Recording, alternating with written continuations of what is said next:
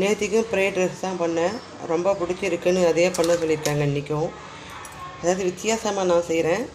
Cauliflower துருவுனது, முட்டைக்கோசு துருவுனது, carrot துருவுனது, ரொம்ப பொடியாக நறுக்கின பீன்ஸு, அப்புறம் பேபிகார்ன் சேர்த்துக்கேன், பன்னீர்,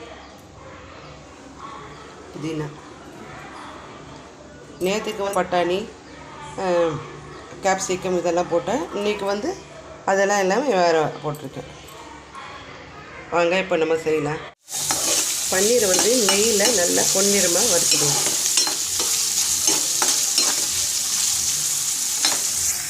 ஃப்ரைட் ரைஸுக்கு எல்லாம் வதக்கி முடிச்சாச்சு. இப்போ ஆற வச்சு நம்ம சாதம் போட்டு கிளறிக்கலாம். பன்னீர் ஃப்ரைட் ரைஸ் என்னுடைய ஸ்டைலில் நான் வீட்லேயே பன்னீர் ஃப்ரைட் ரைஸ் பண்ணியிருக்கேன். சூப்பராக வந்திருக்கு. வாங்க சாப்பிட்லாம்.